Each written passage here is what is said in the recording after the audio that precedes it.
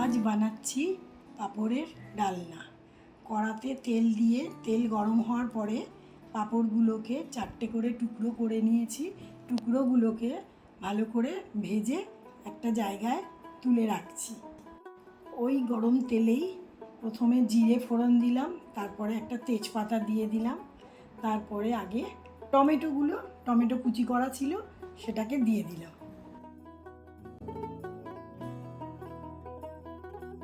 Tomato কুচি দিয়ে একটু নেড়ে নিলাম। এরপর ওর মধ্যে আগে থেকে সেদ্ধ করা আলু দিয়ে নিলাম। আলুগুলোকে একটু নেড়ে নেওয়ার পর 1.5 চামচ নুন দিয়ে দিলাম।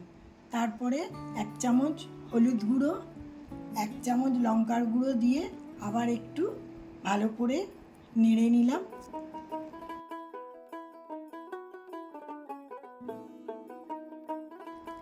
নেড়ে নেওয়ার পর 1.5 চামচ জিরে গুঁড়ো দিলাম, 1.5 চামচ ধনে গুঁড়ো দিলাম, 1 চামচ চিনি দেব।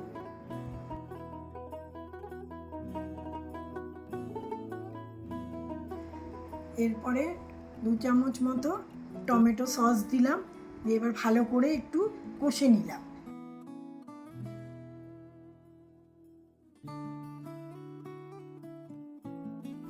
কষে নেওয়ার পর আবার 1.5 চামচ আদা বাটা দিলাম, দিয়ে ফের আবার একটু ভালো করে কষে নিয়ে তারপরে পরিমাণ মতো জল দিয়ে দিই।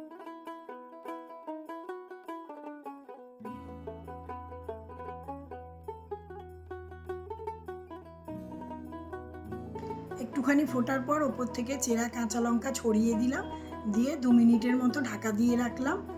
ভালো করে ফুটে যাওয়ার পর পাঁপড়গুলোকে ছোট করে কেটে নিয়ে ওর উপরে ছড়িয়ে দিলাম, দিয়ে আবার 1 মিনিট মতো ঢাকা দিয়ে দেব।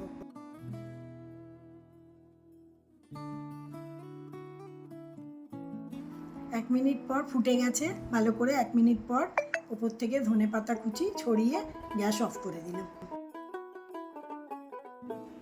1 মিনিট হয়ে গেছে, পাঁপড়ের ডালনা রেডি। এবার আমি একটা পাত্রে নামিয়ে নিলাম।